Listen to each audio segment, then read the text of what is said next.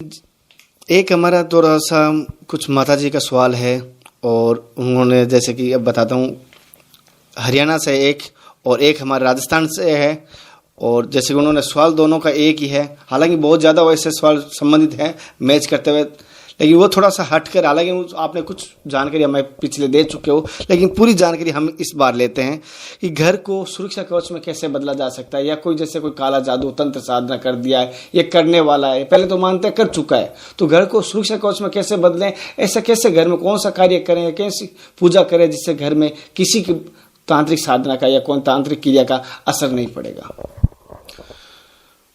देखिए, तंत्र साधना को समझिए। तंत्र साधना में मैंने बोला ना, जो भी आप पे तंत्र कराएगा वो क्या करेगा, निकृष्ट योनियों का प्रयोग करेगा। कोई भी देवता, हनुमान जी से मैं ऐसा नहीं बोल सकता कि उस पे जाइए उसके घर को तंत्र मतलब नुकसान वो कर भी नहीं करेंगे। पहले इंसान की बुद्धि विकसित होना जरूरी है इस चीज़ों को लेकर, क्योंकि ये मतलब इसमें ढोंग भी बहुत ज़्यादा होते हैं, दिखावा भी बहुत जाता है। लेकिन अगर आप समझ जाएंगे तो आपको लगेगा मैं इस चीज़ों को अच्छे से जान गया हूँ। क्या होता है कि आपको क्या करना है, घर को समझना है कि घर क्या है और कहाँ आपके देवता निवास करते हैं। मेली विद्याओं का प्रयोग वहीं होता है जिस घर के अंदर अशुद्धि हो जाती है। घर की शुद्धि होगी, वहां प्रयोग नहीं हुआ, वो पहला कवच है।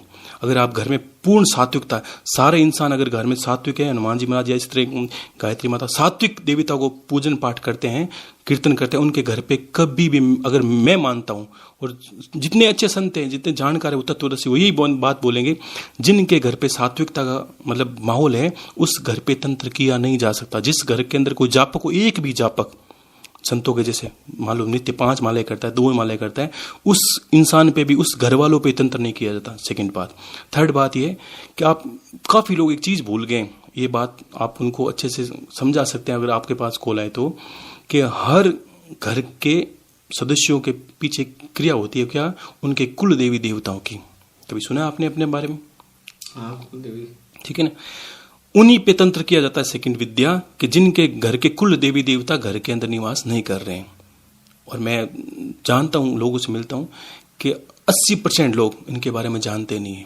वो ठीक वैसे होगा, और वो देवताओं के पीछे भागते हैं कि वो कर देंगे, कोई अघोरी कर देगा, तांत्रिक कर देगा, कोई बाबा जी मेरा ठीक कर, मैं भी नहीं ठीक कर सकता, कोई नहीं कर सकता। इसको बात समझिए। घर के कुल देवी देवता कौन है? कुल के अर्थ समझते हो आप?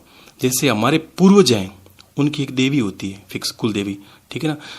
उस कुल देवी को अगर पसंद नहीं करेंगे तो कुल देवी के घर का मेन कवच होती है, आपने कवच का बोला था ना, कुल देवी देवता इंसान के मेन कवच होते हैं। उसके बाद उसका पितरों का नंबर आता है, अगर पितर हैं तो, ठीक है ना। अगर वो दोनों संतुष्ट नहीं है, अगर हवन की विधि सुनी आपने कभी? सभी को हवन करने से पहले, हम मान लो मैंने शिव का मतलब हवन कर रहा हूं, तो उससे पहले, सबसे पहले मैं सभी देवताओं को हवन आहुति देते थे, सबसे पहले क्या बोलूंगा? ओम कुल देवताय नमः, ओम पितर देवताय नमः स्वाहा, ओम ग्राम देवताय नमः स्वाहा, ओम इष्ट देवताय नमः स्वाहा। इनको पार किए बिना ईश्वर के पास कोई चीज नहीं पहुंच सकती। ठीक वैसे ही आपके घर पे माता पिता, बूढ़े माता पिता भूखे बैठे हैं, ध्यान रखना, और ठीक है, और आप दूसरे गली मोहल्ले के बूढ़े लोगों को, माता पिता को खाना खिलाओ, तो आप मान सकते हो आपको पुण्य मिलेगा। और देवता शिष्ट कलाओं के स्वामी हैं, पता है? जिन देवताओं को हम मानते हैं वो कितने अशिष्ट नहीं है, शिष्ट इंसान है वो। अगर आप नहीं बोलोगे कि भोजन लगा दिया, आपने बोलो हे भगवान ये आपके लिए, तब तक वो खाना नहीं उठाते। और घर में कुल देवी देवताओं का अपमान हो रहा है, वहां वो आते भी नहीं। आपकी गलतफहमी है कि आपने भैरव साधना कर ली है, तंत्र से हटा दे। कोई भी दुनिया का गौरी नहीं हटा सकता, ये इतने जानते भी नहीं सही, तो इनको पता भी, क्योंकि तो ग्रस्त त्याग चुके हैं, और इनको पता नहीं, तो ये ले जाओ, वो ले जाओ, ये रुद्राक्ष ले जाओ, ये बेचने का काम है सारा। इनका मतलब मलिनता हो गई इनके ज्ञान की। आप समझिए बात को।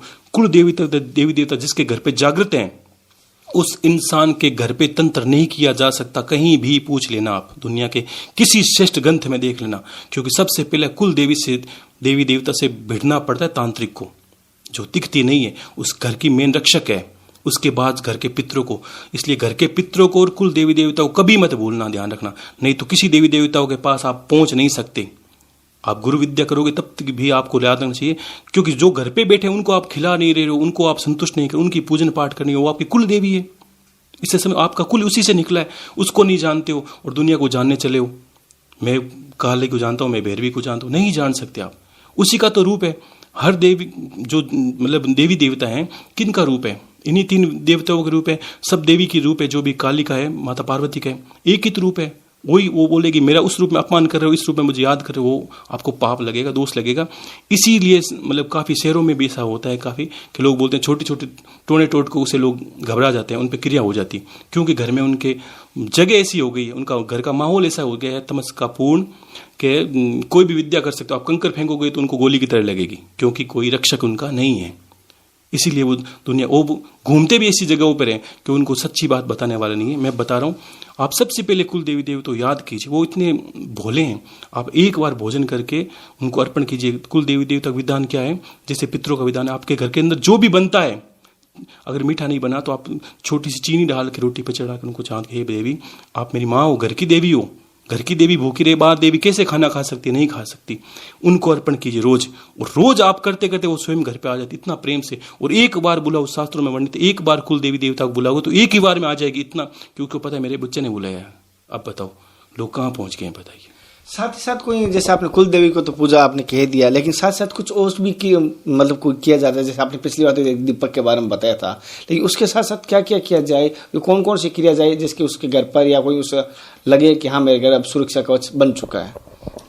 शुरुआत यहीं से करिए आप कुल देवी देवता से। उसके बाद कुल देवी देवता को जितना आप हष्ट पुष्ट रखेंगे, सीधी सी बात है, मेरे घर पे कोई मेन मुखिया है, वो हष्ट पुष्ट ताकतवर रहे, किसी की हिम्मत है मेरे घर पे दरवाजा बजा सकता, नहीं बजा सकता। वो 2400 पैर खड़े रहे, वो शक्ति है, उसकी 18 भुजाएं हैं, और वो महाकाली का स्वरूप ही वही है। हर घर की, हर जाति की कुल देवी देवता होती है, वो स्वरूप है, शिव का स्वरूप है, भैरव के रूप में है। कुल भैरव भी होते हैं, हम पूछते हैं, हम भैरव को बटुक रूप में, अलग अलग जातियों में अलग अलग भैरव होते हैं। उनको अगर संतुष्ट कर दिया कुल देवी देवता भैरव को, तो कौन सा तांत्रिक है मुझे बताइए, नंबर दे दीजिए, मुझ पर करवा दीजिए कि तांत्रिक करता है। तो नहीं होता। आप छोटी छोटी चीज़ों से घबरा जाते हो, फिर ज्ञान की हानि की वजह से। आपको ज्ञान होना चाहिए, कोई कुछ नहीं कर सकता। कहाँ तांत्रिक बचे हैं, ये सब वेशधारी हैं, इनको कुछ आता जाता नहीं है। जैसे कि आपने कहा कुल देवी, जैसे मैं ये जानना चाहता हूँ कि कुल देवी को प्रसन्न कैसे करें। जैसे कुल देवी मेरे जैसे चामुंडा माँ है, तो कैसे प्रसन्न करें, ये भी साथ में हमारे होता है कि कुल देवी को मनाने के लिए तैयार है, सभी पूजने के लिए तैयार है, घर में विराजने के लिए तैयार है, लेकिन उनको प्रसन्न किस प्रकार किया जाएगा। देखिए, पहले तो मैंने बताया ना, हर दिन जो भोग लगे वो कुल देवी का नाम रखिए। जैसे पितरों का निकालते हैं, इतने भूल मत जाइए, थोड़ा थोड़ा इतनी चीज़ें भूल भूल के आप कहाँ चले गए हो, आप तो सारी चीज़ें तो भूल गए हो। आपको सिर्फ इतना ही मतलब है कि हमने खाना खा लिया, परिवार ने खाना खा लिया, आपने नहीं देखा गाय ने खाया कि नहीं खाया, घर पे देवता को चढ़ाया कि नहीं चढ़ाया, घर पे भोग लगा कि नहीं लगा। लोग शास्त्रों में वर्णित है, घर में चूल्हा जगता है ना, तो विष्णु भगवान को बोला है अन्न देवता, वो उसको अंदर अन्नपूर्णा बोल कर सब भोग लगाते हैं।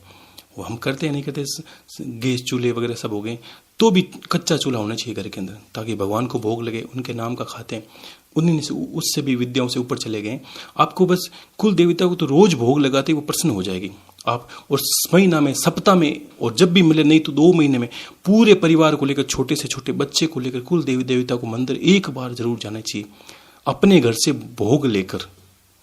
तो वो माँ इतनी प्रसन्न होगी, आप मान सकते हो कि मैंने अभी आप रावण की बात की थी, और ये सब प्रसंग है कि मेघनाथ ने अपने कुल देवी निकुंबला देवी, मतलब तंत्र में है, उसको सिद्ध कुंजिका की वजह से सिद्ध कर लिया था, और निकुंबला देवी के वरदान से उसने इंद्र भगवान को जीत लिया था। कुल देवी थी उनकी, रावण की निकुंबला।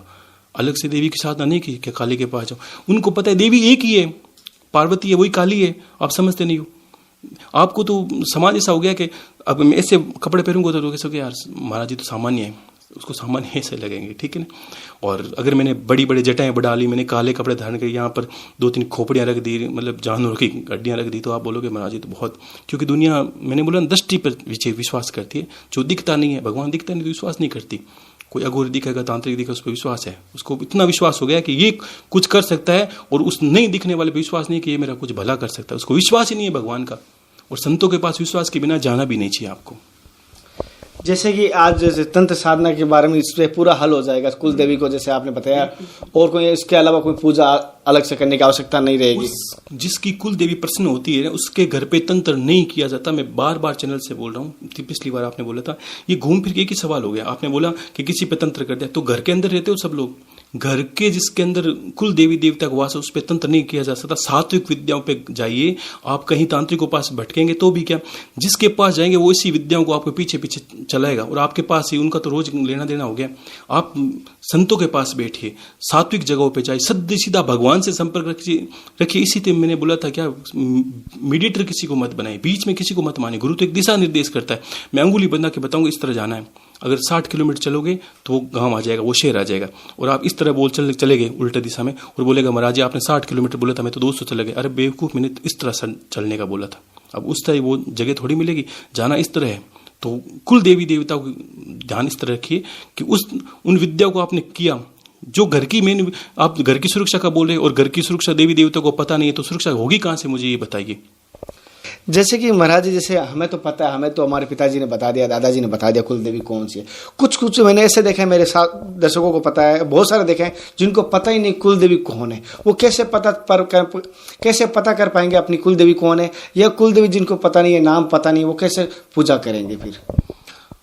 देखो 90% लोगों को पता है, नहीं तो पिता से, माता से या परिवार वालों से, नहीं तो पंडित जो उसका रात दिन जो पूजा करवाता है घर की, जो वहाँ पर मुख्य पंडित होते हैं, वो आपको बता देंगे कि आपके कुल के देवता कौन है, आपकी जाति गोत्र के हिसाब से बता देंगे वो कुल देवता। उसी के आप जाइए, उसके बाद पूजा अर्चना कीजिए। अगर हाँ, एक चीज़ और कर सकते हैं आप कि अगर रोज भोग लगाते हैं और फिर भी आपको लगता है कि किसी तरह कुल देवी देवता का पता चला ही नहीं है मुझे, और उसके नाम का रोज भोग रख दीजिए आप, ठीक है भाई, रोज उसके नाम का भोग रख दीजिए। और आपको लगता है कि मेरे कुल देवी देवता का फोटो नहीं है मेरे पास, ठीक है ना, और अभी तक मुझे सही तरह से दिशा मिला नहीं, तो आप उसकी जगह एक छोटी सी कांच, देवी की पूजा में एक छोटा सा कांच होता है देवी के श्रृंगार में, छोटा सा वो कांच, आप जहाँ आपकी पूजन स्थली है, जहाँ देवी देवता का स्थान है, वहाँ उस पर कांच को रख दीजिए, ठीक अपनी सामने, और उसके सामने भोग लगा दीजिए।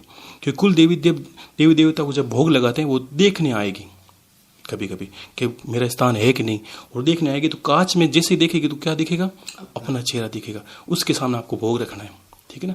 ये क्रिया आप कर सकते हैं साथ साथ में।